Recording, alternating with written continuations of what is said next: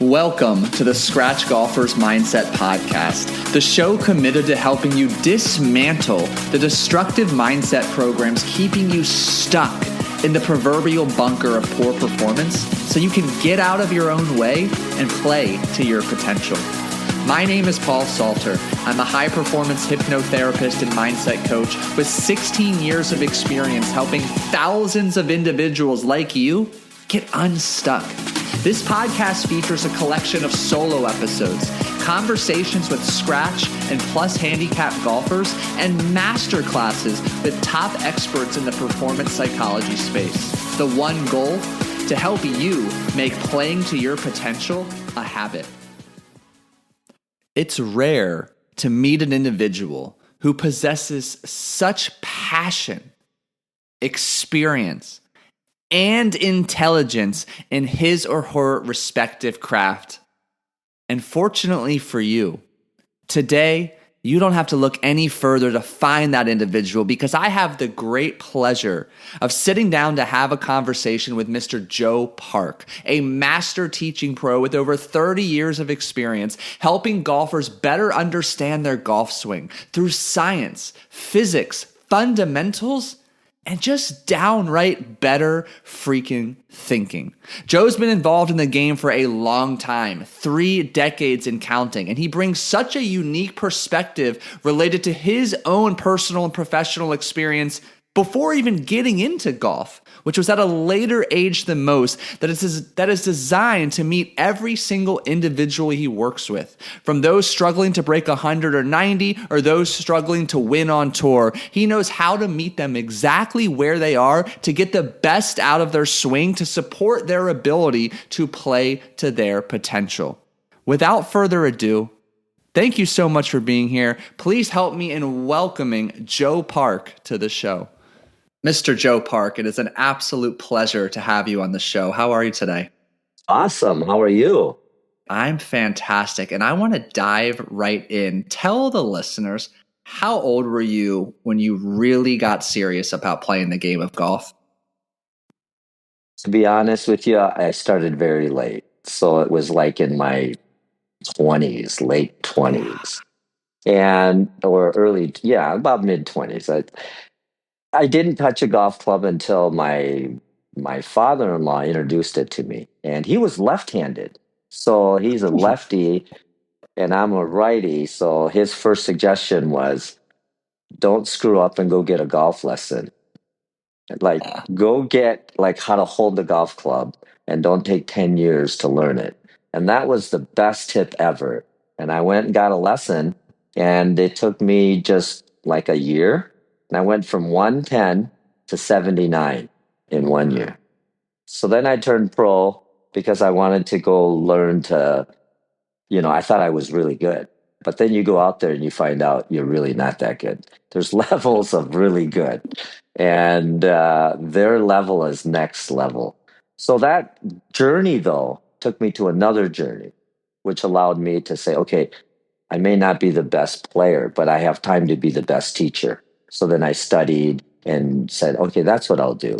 And then I had the fortune of working with some very good players, but mostly my children.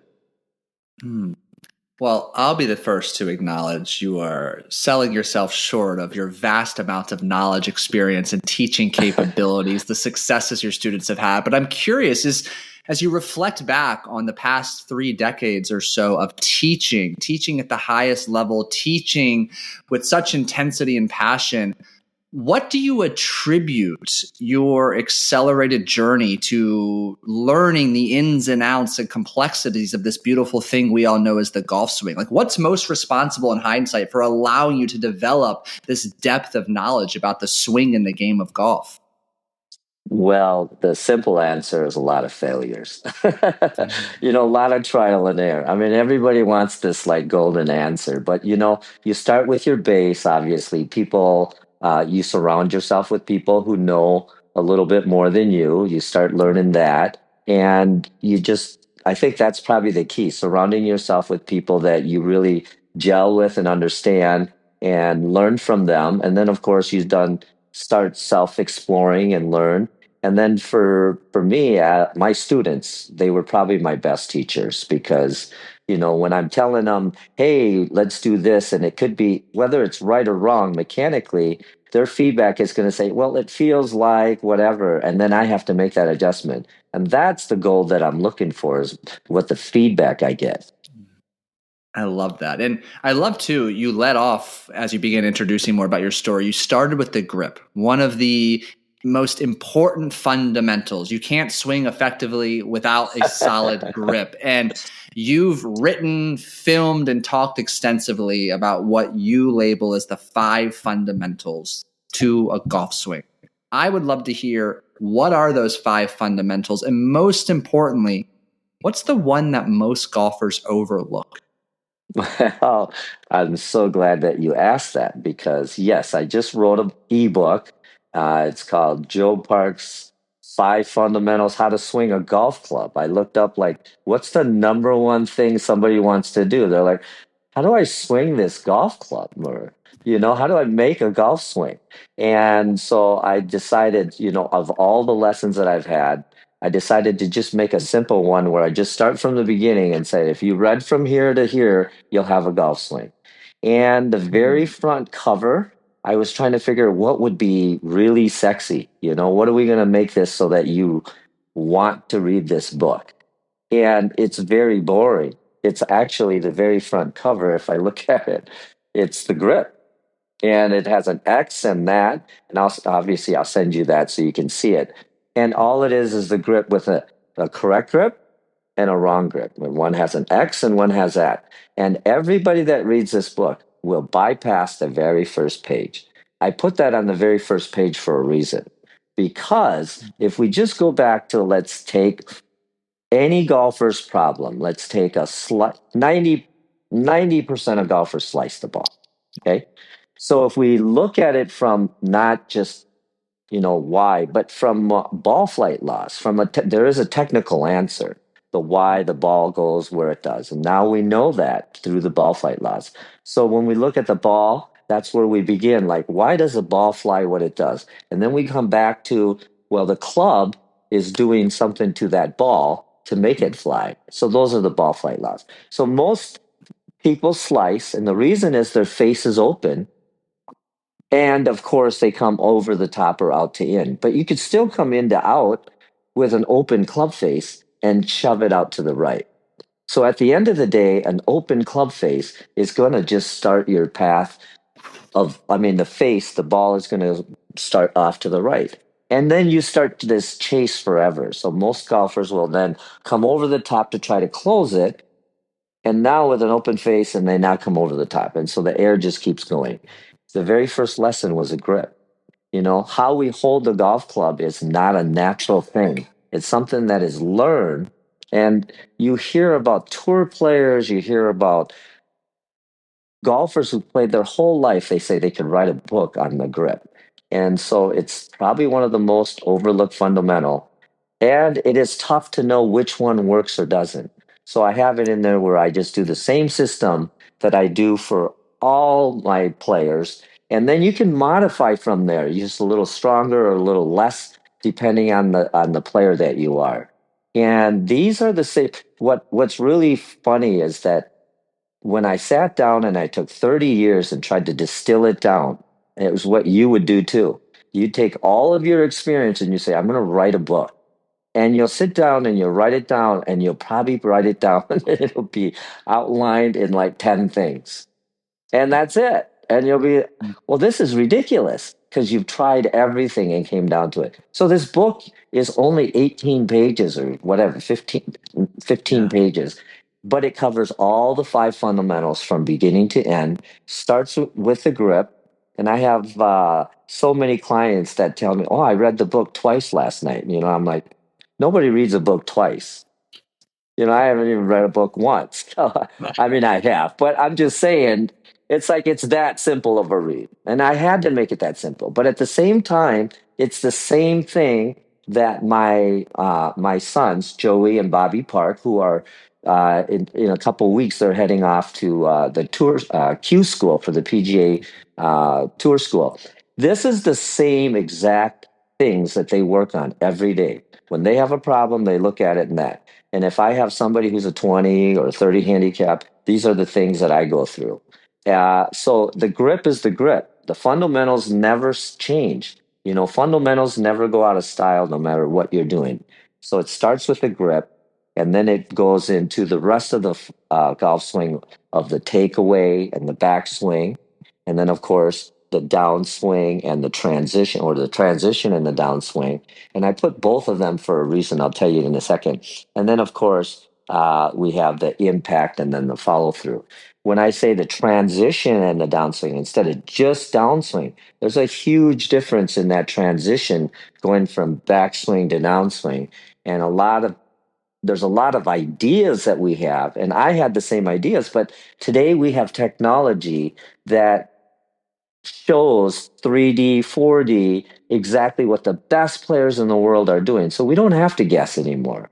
And so we know now that the best players are already starting, or they've already shifted their weight in the downswing way before the backswing has finished. So if you take an amateur golfer who takes it back and then stops and then goes into it, that's very difficult to transfer that weight back there. And so these things that we're trying to do are sometimes very difficult. And so this plays into, is this mechanical or is this mental? And so you have to decide, well, have I got my mechanics down before I can do the mental part? So where my sons are, they've got the mechanics, and even though they're always refining, they just have to do less amount. But then they're working constantly on, why did I hit that shot to the right? They know the mechanics, that the face or it was pushed, what was my last thought before I hit that? Was it something that I said to myself that didn't make that commitment? So they have to work on that part. Whereas a higher handicapper, or even in single digit golfers too, you have to decide, was it because I aimed too far to the right or left, or was it because I wasn't thinking, or I rushed too fast? Rushing too fast is one I want to hit on, because that's the one that gets all the blame on, like, I swung too fast. So from a mechanical standpoint, I'm going to tell you the sensation feels nothing but rushed. But back to the transition, when we take our backswing and then we come back in our downswing, if you take your backswing super slow, then what ends up happening is you have to re-engage all the muscles. You have to re-engage the flex in the shaft. And then all of a sudden it has to race, and you got to throw it down instead of speeding up that backswing. So there's this thing called tour tempo, which a Yes. lot of people have probably heard of. But I think the misunderstanding, it's 3-1, this and that. But I'm going to tell you the gold that's in that 3-1. So when we want someone like an Ernie Els, for example, who looks just absolutely smooth. So when we take a video of their swing and we count the frames, that's how we're getting the 3-1 ratio. And the number 30 frames equals 1 second roughly for a golf swing. So like Tiger Woods, I believe, is like 27 or 28 frames, and Ernie Els is less than that, meaning that his backswing is faster, but it looks so much smoother. And so, because the faster the backswing, the faster the downswing comes. So it has this illusion look like, oh my gosh, that was so smooth and slow. So what we have to understand is there's this change of direction going on. Think of a rubber band. If I took a rubber band and I just stretched it slowly, then I let it go, there it is. But right? So that's Yeah. kind of backswing to front. And so you have to find that speed. Now we know with the 3-1 ratio, when we test golfers, their backswing is like sometimes 40 frames. So it's I mean, we're passed into a minute, a second and a half plus. And with that, it's just not, you're not getting the distance. You're not going to get the club head speed. You're not getting advantage of some of the physics in the swing. And so you have to find out, is it mechanical or is it mental? And so often when they come to see me, I always hear, well, I know what to do, but I just can't get myself to do it. And I'm like, well, if you did, then you would have done it and you wouldn't be here. So you really don't know what to do, and it's okay because it's okay to say I don't know, and Yeah. that's hard for a lot of people, whether it's seeing a doctor or dentist or you Totally. or me. Yeah. So by the time they see me, I say I just a lot of times I am straightening out their thoughts. Yeah. And that's really a big part of blending the mechanics and that. So the faster the backswing, the faster the downswing, because if you think of, I look at it everything in more science, and then I try to put it in more easy to digest. But the Hmm. downswing is a quarter of a second. So Okay. if a quarter of a second is downswing, what are you doing to this quarter of a second? So when I hear like in the downswing, I like to get my hips out to here, and then I do my right foot here, whatever that is, tuck in my elbow. I'm just trying to see if that fits in that window of a quarter of a second. When you turn your phone on, that's not even, you can't, that's Yeah. like a second. That's like all day in golf swing. So the point of this is get everything ready, get your grip, get your setup, get your backswing on plane, get the speed of that properly, and then let the downswing then happen. Then the club can swing by itself. So it's not it's a half truth that the club swings by itself or let the club swing by itself, Hmm. but you got to speed that club up for it to swing by itself. The club is like a spring, so you got to stretch the spring in order for it to spring back. And then your muscles kind of behave like a spring. And the good Yeah. thing is, like, slinky is a spring. So whenever you stretch a slinky, it wants to come back. So anything you stretch, it wants to come back. And so your muscles work like that. The shaft works like that. So if I, boop, it's going to slinky back. But Yeah. if I come back, now I got to stretch the slinky and leave everything behind. Yeah. So a lot of stuff first. You got to button up. How's my grip? How's my setup? Am I thinking the right things? The Yeah. hips trying to clear through into impact. Yes, they do. But now we know from gears that the hips actually kind of slow down through impact. They don't Mm. really accelerate as fast, even though they look like that. They are moving because they're fighting other forces. But if you outrace the lower body so much, then leave the arms, then you're creating bad back issues and you're creating separation in the lower disc. So we now know that, here's another example. I love throwing out things for your listeners so they don't try so hard at this game and they can now blame mental, not mechanics after they do this.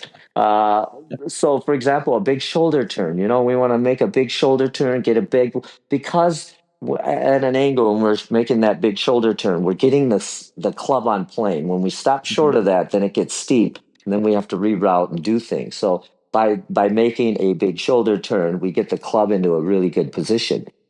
The thing about that is the only way your shoulder can go to 90 degrees is your hips have to go 45. So Mhm. if your hips go 45, then your shoulders really aren't going 90. They're going 45. You get what I mean? So in Yep. order for the shoulders to turn, you have to allow the hips to turn. So a lot of people say, "Oh, I'm a senior. I can't make a big 90-degree shoulder turn." I'm like, well, you can make a shoulder and a hip turn. Yeah. And that's what Rory's doing, and that's what everybody's doing. So some of the old information needed to be updated with just the same thing in probably mental awareness and things of what we learned back in the past, you learned in the Mhm. past, is probably updated. The same thing with golf is got to have some updates. And I think a lot of people are afraid of updating their golf information. They're used to, shifting their weight a lot. They're used to starting with spinning their lower body. They're used to having a weak grip from the back of the left hand and that. So just buttoning up these little things and seeing some of the new modern stuff and updating.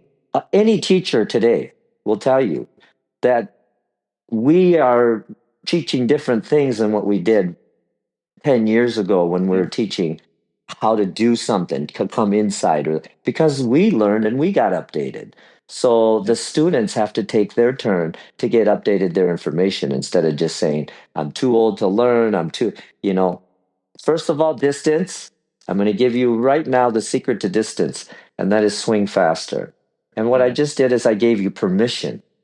A lot of times people just need permission because at the end of the day, in order to get the ball out farther, you need club head speed.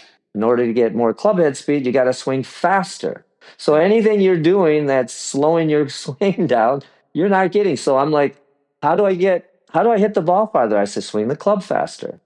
Now, how you do that would be at the driving range, taking a few balls, swinging it as fast as you can, and you really can't work on two things at once. You don't care where the ball goes yet. You're just working on club head speed. And Hmm. then the next few, you work on trying to narrow it down and then working on the club head and making sure that the face comes around with that speed. And then you find out that speed. And then all of a sudden, you find that on the driving range. And then from the driving range, you learn that, and then when you go to the golf course, you don't do that to the golf course. You hope that the practice that you did, like the mental toughness that you practice and exercise, that when that situation hits you, you're going to be able to accept that without a problem and learn to deal with Yeah. that. So it's so very important. And the driving range, I'm sorry for talking so much, but the driving range, for example, they say, I hit so well on the range and I can't take it to the golf course. And I'm like, it's not the golf course. Yeah. It's just a driving range and it's not the golf course. So you won't be able to take it to the golf course. So imagine like a gun range. You know, you're shooting your gun, you're sighting it all in. That's a gun range. Okay. Yeah. You're not hunting, you're just shooting, you're practicing. And then a bear comes out of nowhere and you're at that range. I promise you, you're not going to hit that bear because it's a different situation when the bear's running at you at that gun range. You know, it's different than when you're on the golf course playing. It's Hmm. like that bear. You're making mistakes beyond, like, I never hit this top shot. I never hit this bad shot or Yeah. whatever. And it's because it's the pressure makes you do funny things. So you So need to pause learn there on the for a moment. range. Yeah. We're going to go 2 steps back to go 3 steps forward. And I will Perfect. attest the first 4 to 8 lessons I took starting about a year ago, my coach kept asking me and kept checking and triple checking about my grip. And to be very candid, I was annoyed. I was like, dude, like I got it. But every single time he would reposition both of my hands and give me like a real time before and after. You know, I'd push or slice a couple, he'd refix my grip, and then suddenly the ball went where I intended for it to go. And it's interesting now because I joke with him. It's like, man, I wish I understood what you were telling me 6 months ago, 9 months ago. And as my golf journey has progressed and the handicaps consistently starting to come down, I always come back to the fundamentals. And I think you've done a brilliant job articulating that. But what I would love to hear from you, Joe, is we start talking about those single digit handicappers. We start talking about the guy who's a 2, maybe he's a 3. He's so close to scratch. Mm-hmm. Mm-hmm. What are they most in need of working on? And how do you go about nudging them and providing the right dose of coaching to get them to that scratch and beyond? Wow, you're amazing. You're definitely good at what you do. You're coming up with these great questions because it's like, where do I find that? Because they are close, you know. Hmm. Uh, and the difference is like if score wise, from the aside from the mental side, Hmm. score wise of where that is to make that difference is just 1 or 2 holes. That is a big Yeah. number, you know, that 1 or 2 holes.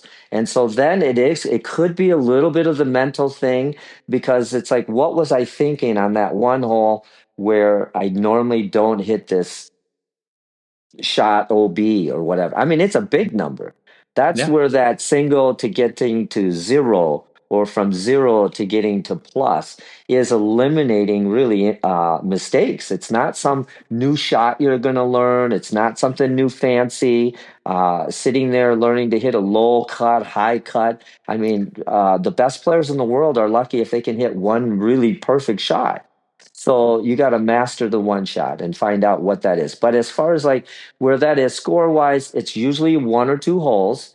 And then mechanics wise, it's somewhere down there again to the fundamentals. It's what is it that's leaking out? They could be Ooh. all of a sudden getting in there and all of a sudden the grip is getting just a little weak on that hole. How do you know?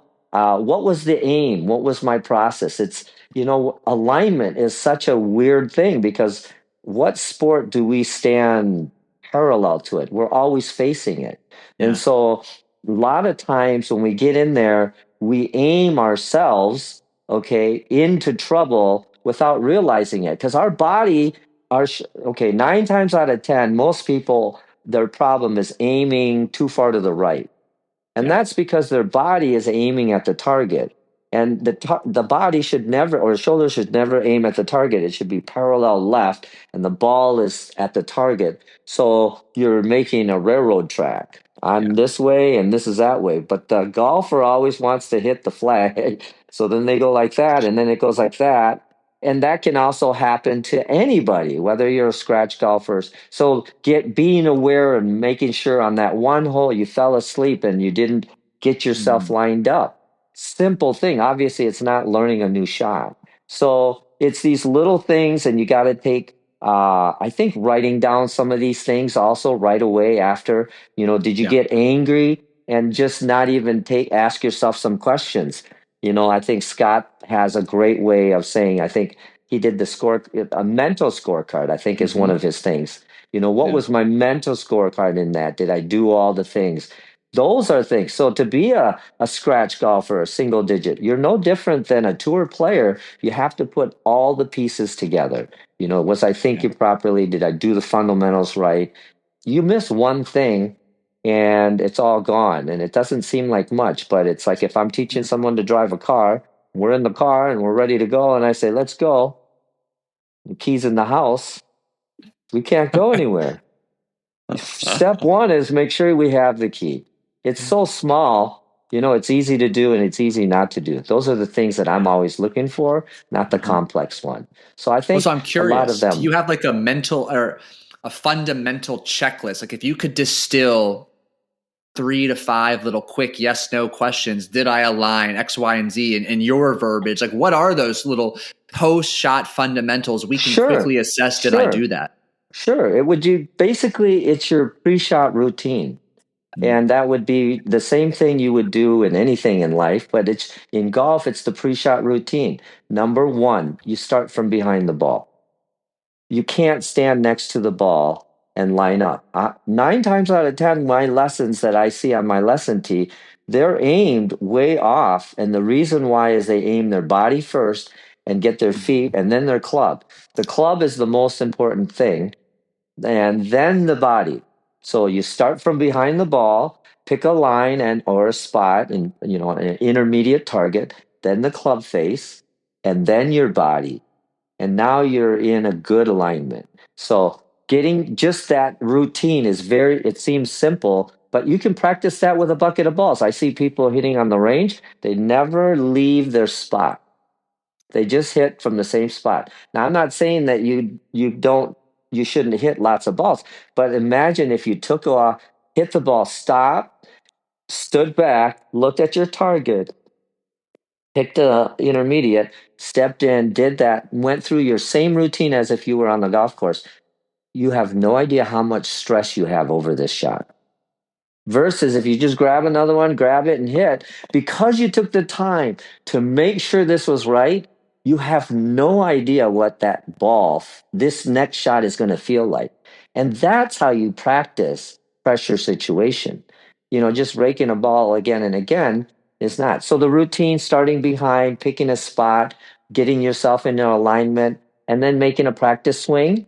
I call it the rehearsal of what you're trying to do and just getting a feel. And we all have something different we're trying to work on, whether we're either trying to hit down more or maybe trying to swing out to the right a little bit. Whatever that is, getting into that rehearsal, finishing our backswing, there's a secret for all of us. So there's not one. We all have that. Then, then taking that mental picture because you got to be clear what you're going to hit, and then stepping up and going ahead and hitting it. Now, when you go to hit it, you can't take that drill, that feel with you there. That's the Mm. problem. Okay, so Yeah, tell me you're more. doing yeah, so you're doing, let's say that you're working on swinging in to out. Yeah, yeah. Okay, Use me as an so example. you That's what do I'm working on. yeah, So you can use so you that. do the drill. You get up there, and I'm going to send you the book. I have a secret drill in there. that will take care of you'll be drawing the ball. My last lesson just came yesterday. He hadn't drew the ball in 25 years. I told him I'm gonna do it in 4 balls. He did it in 2. I have it on tape. It's gonna be on YouTube. He did it in 2 just with this X drill. And so you're gonna see what I'm gonna send it. But once you do the drill, any drill, it doesn't matter this drill, any drill. Then when you step up to hit the ball, you got to let go and go ahead and hit, your shot, your distance, your target, whatever that is. What you're doing with the drills.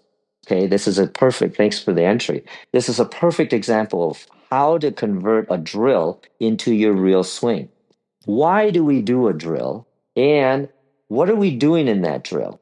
When we're doing a drill, what we're doing is we're stretching like a metal. If we were trying to bend a piece of metal, we're going to bend it past that point because it's going to want to come back a little bit. So metal has a memory to it. Okay. So your muscles also have a memory to it in that way. Not that that if I hit 1,000,000 balls that they'll know what to do, because the muscles don't have a memory. It's our brain that moves the muscles. So muscles don't have a memory in that way, but muscles do have a memory in that I can overdo a drill in order to come back to where I need to. So if I'm a person who is coming over the top a lot and I come out to in, then my drill will be in to out quite a bit, excessively, as much as I can. Then when I step up to actually put my swing, even though I'm stretching so much into out, then when I step in to hit my swing, it'll probably come closer back to my normal swing, but hopefully not as much. And that's why when you do a drill, you're trying to overdo it because it'll always come back towards your Yeah. tendency. And that's why you have to think of it as a memory that no matter what we do, we're just trying to stretch it a little bit more. So Uh-huh. if Rory, for example, excuse me, Rory, for example, is working on, for example, his right arm, not dropping so much, then he's going to have to do it. Matter of fact, there's a great example. For him to win what he won, what an accomplishment. People don't understand for a year, he was like, oh, I don't know how long it was. He spent a long time not hitting balls in the simulator working on whatever move he was working on. And Yeah. so he was disciplined to get the move down first, then to take it out to the range, then from the range, take it to the course, and then from the course in the tournament. And then from there, you could ditch it to see if you like it or not. But you see the steps it took? Mhm. So I find so many amateur golfers, they read something, yeah, it might work this one time, but you got to put some time in and it will come in. But even for the best players in the world, Tiger Woods, he's doing the same thing. He's doing the Yeah. rehearsals, then he's feeling it, then he's taking it to the range, then he's course, then tournament, then decide if he likes it or not. So there's a Yeah. stage that we have to go through how we get there and then how we practice. So I guess what we're really talking about, first, there's the mechanics, but we're learning how to practice more than what the practice is. And you brings up a really good point. Like I keep coming back to this word, and maybe it's because before we are recording this, I recorded a solo episode all on the theme of intentionality. And I keep hearing, I Mm, love this stretching analogy, but it's intentional exaggeration that, love it. changes your new base. It creates a new baseline. And Love I it. think that's so well said. And I think for the listener, you really need to understand when you're doing this type of practice that Joe is describing, this intentional exaggeration, it's supposed to feel uncomfortable because it's novel, it's different. I hear too many stories, and I know you've probably heard way more. Oh, I tried the new thing, it felt weird, it didn't work. And then you stop after 10 balls, whatever it is. You need to lean into that discomfort, that foreign sensation or feeling you're experiencing, because as Joe's alluded to and can expand upon more, with high quality intentional repetitions, it feels a little more familiar. And suddenly, when it's time to just stop thinking and execute, your new swing has improved and it's a blend of your old swing and this adaptation you've been exaggerating in practice. And it's just like shaping, I almost envision you forging a sword out of metal, like a metal worker. Over time, this comes to fruition and you have the weapon that you desire to wield. That happened organically, Joe. Well done for facilitating that. I was just thinking about that too. Like, what should be my tagline? I said, forging a golf swing. Oh, Because really, I just keep bending it. My son comes over, in to out excessively, okay. and he's a plus handicap going Joey. So for him, he has to actually practice coming out to Mm-hmm. in. And then when he actually hits the ball, he comes out to in by like just this much, Smidge. Yeah. So it's everybody, and we have to go overstretch it to doing that. And it's uncomfortable, but then you got to let go. And so your exercises, I'm sure, are not comfortable when you say you got to do this, this, and that. I'm sure it's out of the comfort. But I was just thinking, here's what we can do. If we can, incentivize them to do that, then maybe they'll do it because we're all Yeah. big kids. We need a treat. When you learn new things and when you are struggling and when you're frustrated to do, you're creating new pathways in your brain. And when you're creating new pathways, you're getting younger. So Mm, if you want to get younger and healthier and all that, you want problems, you want to solve them, you want to create new pathways, you want to figure out, like, is there a better way I could do this? I mean, yeah. in order to make it simple at the end of the day, the goal is still KISS, keeping it simple, but don't be afraid to go out of that comfort zone and all that because the benefits are just way beyond what you think they are. Learning Yeah. anything new is going to just make you younger because the body is now saying, hey, it's creating pathways and things like that. So Yeah. in my teachings, I'm always throwing in a little bit of all kinds of mental and Yeah. mechanical and all that because you need it all. It's just not one thing. Okay. So answer this for me then, because this is something admittedly I have not figured out. There's the blend of, and I'll use my verbiage to describe my own experience, but I have an imagination listeners will relate. For sure. I find a drill. There's an aspect of my swing I'm working on. I find a drill that suits it, that I feel I'm proficient enough to execute, and I can take the feedback and understand the application. Is there a certain structure, framework, or approach between, this block practice, practice, practice, and then just taking a step back and then drilling the letting go aspect? Let me show off the sword I've been working on. Like, how do you toggle back and forth between the two during a practice or teaching session with your students? Yeah, that timeline of when and how many, it really is individual based on how much time you put into it, where you're Mm-hmm. putting into it. It's more honesty with yourself. I think we all know, uh, I guess, if we deserve where that improvement. It's like, Yeah. hey, I haven't hit any balls for a week after the lesson, and I'm going to Yeah. try it here, and hopefully it works. You know, but that's okay. That's the why. I think what we've done now with golf is we've gotten better with understanding the fundamentals to make the game simpler, less Mm-hmm. thoughts, and so it is simpler and you don't have to practice. My old days I used to think, you need to earn to have a good game. Put in your time. But no, you don't. If you have the right fundamentals, again, you have the right grip that controls the face, you have the right setup at address that controls the shaft, and you have the good speed with the backswing and downswing and those fundamentals and staying on plane. When I say staying on plane, that's that beautiful circle that you're seeing. It's that Yeah. 45-degree angle that you see coming in, and they're not changing too far. And that's because you can play any which way. But the guys that are Furix or the Matt Wolfs, they've hit that so many times. They're actually very gifted in their ability. That means you and I can't do that. So we can't just do whatever we want. We have to abide by some of the science, the physics and geometry, and then we can blend in uh, relaxing and letting those things happen. So it's a blend of science and mechanics and letting it go. But how you practice is what we've probably been talking more about than anything. Just how do you practice? And people think if I just put in the time, it's over. Yeah. It's not. It's what you do in between that. I'm going to make those practice swings, and then I'm going to step in there and I'm going to let it go and see if it works. Test yourself. Did it work Yeah. here? Because if it worked here, then it's going to work on the course.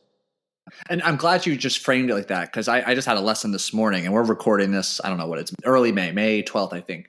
I had a lesson this morning working on my driver, and like I'm Awesome. so well aware of my learning style now. Like when my coach is, I'm just going to candidly say, talking at me and I'm swinging, talking, stopping, listening, like I know these are not going to be my best swings because I'm filtering so much information a million miles an hour. In essence, I'm drinking through a garden hose. And as we've evolved in our relationship, I understand like I can shut up for 8 to 10 minutes, listen, practice, implement. And then I'll take a breather for a minute or two, and then I'll go do my pre-shot routine, and I'll go hit 5 balls. I'll tell him, don't talk to me. Give me my space and time to go through my process. But it's just like you alluded to. I drill, and then I allow space for the drilling to actually be integrated. And I can see, was I drilling effectively? Was there something I Yeah. missed, something I'm overdoing? But you're right. It's so unique. And I think you phrased it so well. It comes back to individual self-awareness and honesty about our learning. And I don't want to exaggerate, but everybody listening as an adult should be at least somewhat aware of your learning style and how you learn best. And it is being humble to admit that. Some of us, it takes a little longer. I mean, for me, sometimes this golf journey has felt arduously slow, but I'm learning so much about myself and how I learn that I'm starting to see a massive pickup in speed and implementation of what I've been working on. And I think it's because I've been humble enough to admit when I don't know and that I need to slow down and come back to those pesky but so beneficial fundamentals that sometimes get away from me. Fundamentals never go out of style, whether it's No. fashion or anything like that. So I'm gonna help you with that a little bit. Yeah. That's one of the things that I also learned over the years is really trying to talk as less as I can. Say the things that I Interesting. need, and Yeah. then I play a little game with myself. It's not easy because we see things as a teacher. And we're like, oh my God, this and this and this. So, so it's not easy. It's not easy to keep quiet because we want to help. That's why we're there. So Hmm. I'm going to tell you what I do, how I explain about all these things that's going Yeah. through your head. Think of the checklist that you're going to have as like a pilot. We have a pilot who's been flying their whole life and a new pilot. Now, that checklist to take off, I hope, is the same checklist, right? And they have Yeah. to go through that checklist before we take off. But that senior pilot is going to get through that checklist way faster than that new guy. Now, the difference is neither one of them got to skip it. Hmm. So what I'm saying is Tiger Woods and Rory and all of us have to go through that same checklist that you have to go through. They go through it faster. Hmm. Okay. So then don't think that you can skip a checklist and play faster. So what that is processing the information faster. And over time, through practice and Hmm. repetition, the process will go faster.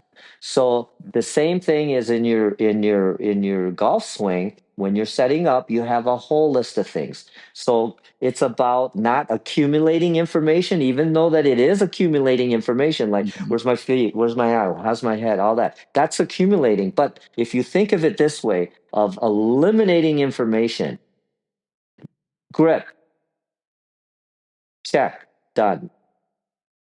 Posture or aim, check, done. Yeah. Setup, check, done. Taking that one last look, check, done. Now, your only thought is that one swing thought, whether you're trying to do something in the backswing or that. So even though you had like, oh my God, I was working on my grip and he had me Yeah. bringing it in here and that, and you just keep going through this laundry list in your head. And I'm like, no, we're the process of eliminating information. Yeah. So every time you have your thing done, you tell yourself in your brain, check, done. Because your grip isn't going to hopefully change, and your Hmm. alignment is not going to hopefully change, and you're all set. Now, when you're ready, those swing thoughts that you're working on, finishing the backswing or whatever it is, taking it back slower, faster. So, really, at the end, you really only should have one or two things if you think of it that way. But if you're running around with not an organized checklist and you're standing there and you're like, well, oh, where's my head? Okay, well, how's my alignment? And then where's Jimmy and what's going on with, you don't even know what you're about to do. So Yeah. you process of elimination, it's a lot of stuff, but make a checklist for yourself. Write it down. Yeah. Put an order. Like for me, it might be the ball and then my grip or Got whatever that my is. notebook right here with all my checklists. So that's first of all. And then I think that's what you're going through when you asked your coach to say, hey, when I'm about ready to go in there, can you just give me a minute? Because you're going through the pilot checklist before the Hmm. flight. And you're like, Yeah. okay, I got the grip. You said that. And then you made sure that I had this shoulder wherever that was or whatever those things. And then now, like, okay, I'm ready to go. And now you're like, okay, feed me some more. What's next? And so Yeah. there is amount that we can take, and the teacher has to deal with what's in front and how to deal with it. That's what makes a great teacher or yourself is doing what you do is adapting to who's in front of you. And Have to. if they taped us for whatever, five different people, I think they could throw on YouTube that we're liars because we're doing it the opposite for this guy and that guy. So I'm like, dude, never take it to the inside. Okay. You always come over the top. You never come from over the top. You always, and they're like, who is this guy? He has so always move to the left and right, never move left and right. It's what this guy does. If this guy's frozen, I got to feel something. So Hmm. you have to know whatever it takes to get your student to do what they need to do. But behind that, also, you already know all the science. You're not hurting them. You're not putting them in danger because I know the ball flight laws. I know where the angle of attacks are going to happen. I see the flight before you hit the shot. I have a rough idea. TrackMan has really changed the game to, all launch monitors besides TrackMan now, but TrackMan was certainly one of the bigger ones that did that. And that just took away the guessing. And that's what was really good because a lot of people were like, oh, no, you did this and blaming the elbow and the F, the hip and all that. And it is, that might affect the face and path, but the ball doesn't know anything but the club head. That's all it knows. It doesn't know man, lady, knows miles per hour, the direction, the face, and path. And if you can put those things in, you can create a golf shot. So many people are like, well, I can't do this and I can't turn. Maybe the turning is not helping you. There's another way. You can put your right foot back. You got to find, besides forging a swing, you got to design one too. So first Let me design, ask you then this. forge. I like that. So everyone listening, again, an assumption here, but a good one, understands the value of having a swing coach at some point in their journey. There might be periods without one, and we can get into those nuances on a different discussion. Yeah. However, for the listener right now who's really being reminded of the value of having an additional pair of eyes and a brain and someone with a hell of a lot more experience and expertise on all things golf swing, what questions, one, two, maybe three questions, would you challenge them to ask a potential swing coach at their club or in their surrounding area to ensure not only are they getting a good fit, but they're getting the type of coaching relationship they seek? Yeah, that's really, I don't know. Let me think about that. But first, I think it's very important that you gel, obviously. Mm-hmm. I've heard these horror stories where like, oh, I didn't like him at all. And I'm like, well, it doesn't matter if he's right or wrong. You're not going to gel. So Yeah. you do have to gel in that personality. And I think that's why the internet is so great now that we can choose somebody that's like, hey, they sound like what I want to hear. Yeah. And so first, go find and make sure that it is somebody that you gel. And today you can look and you can find and you can do research. And if they don't Yeah. have that stuff, then maybe question that a little bit. But if they're seniors and they're older, that's understandable. But, there's still seniors in that can find others to do things. It's just, so find a personality that matches number one. Mm-hmm. And I don't believe in finding somebody that matches your size and your build. I don't believe in man or woman. I mean, you find the right personality, you find the right personality. I'm there Yeah. working with very tall, everybody's taller than me. So, uh, So they shouldn't come work with me. But my baseball player that you saw on my YouTube channel, Uh-huh. Ryan, he's a professional baseball player with the Rockies. I mean, he's a big guy that can pitch at 100 miles an hour, but Yeah.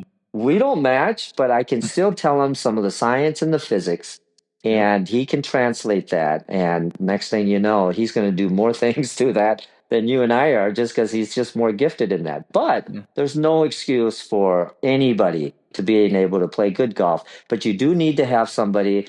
And again, it's not so much just finding the right person, it's saying, I need help. I think that's the Mm. big thing because it's very, very difficult to just ask for directions. What do you think it is to ask for? I'm not playing very well. I've been playing for 25 years and I don't know what I'm doing. I mean, that's just a very hard statement to say. Yeah. So I understand when I see somebody, the first thing I tell them is, I really congratulate them for being here because I know it's not Love like that. this, hey, I'm here. It was this flavor of the day. I'm going to try you out. It's like, I seeked you out. I really have a problem. I'm at the end of my rope because I've tried everything Yeah. in my Rolodex. And so now I know that they are saying, hey, I need some help. And I know that we need to take this time to really say, hey, first of all, we all need help. It's great for you to be here, number one. And so they're Yeah. already winning because they're already here asking for help. We all need help. We Hmm. need coaching. It doesn't matter if it's religion, whether it's getting our car fixed. We don't do our own teeth and we don't cut our own hair, and we Yeah. have experts to help us, and that's what makes life better. We're I all love that you gifted at shared that. something, and we need to share that gift with other people cutting our hair, getting our car worked with. Deepak is like sharing the wealth. Let the money flow. Let it go. Don't hold Yeah. on to it. Spread it. He said, where's the money coming from, to do this? And he said, wherever it is at the moment, Yeah. But it's it's such a coming. key point, and I say it over and over. Asking for help accelerates results. And like for those of Yes, you yes. listening, how many hours a week do you spend listening to podcasts, YouTube videos, scrolling social media, at the range, bucket Mm. after bucket, and you're not making any progress because you're trying to do it on your own? And today, especially, it's still, for whatever reason, viewed as a sign of weakness for men in particular to ask for help. I don't get it. The best of the best have coaches. They don't wait to win the trophy or the competition to hire a coach. They do it because they're committed to winning the trophy. So, Right. food for thought. Joe's reiterated. You've heard me say it 1,000 times. And Joe, this is perhaps my favorite question. I ask this Okay. to all of my guests, and the situation is this. There is a golf course, and on this golf course, there is a billboard. And this billboard can be seen from all 18 holes, this gigantic billboard. If you had the power to decide what would be written on that billboard, what would you have written there and why? Wow. Well, it depends. Again, is this a mental thing that I'm going to tell them, or is this a strategy on the golf course? And I think in general to play, if we're talking golf, right? On the golf course, we want to play well, we want to score well. I think the biggest thing is just don't be so risky. The problem with Hmm. this game is that we think we have more control than it actually that we have. So many people tell me I would have done this and this, and it's like, why not? Why are you holding back? Why didn't you do that right now on this hole? So just I think the higher the handicap, the more risky they are. And if they sat down and talked to some of the best players in the world, they'd say, "Well, what do you do here?" And they're like, "Well, I would just put it right there, and I wouldn't put a fancy shot to it, and I'd give myself Yeah. a putt at it, and I would just hit the green." A lot of times we don't take enough club, then we're short all the time.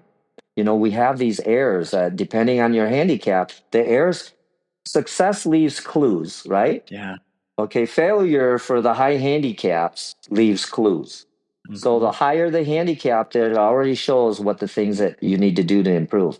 And it boils down to being less risky. And I think if you just did the math at five, right? Five, you scored a five on every hole times 18. Those are for the people that say I can't shoot under 100. I said, well, there you go. There's Yeah. under 100, but you Yeah. can't play the traditional. Hey, what's this hole? It's a par three, and this pole, it's a par three, it's 190 yards. You'll be lucky to make three. Let's give yourself a four, give yourself the best chance of making par without taking unnecessary risks. And whether it's learning a system or whether it's learning, but it boils down to risk management. Yeah. Doesn't Well matter said. in business or that. So I think you just can't be so risky. And I'm it's sorry so that it's so boring, but just don't be so risky. Just make sure it's the gambling thing that we talked about earlier. I said yeah. gamblers, the professional gamblers don't gamble. Yeah.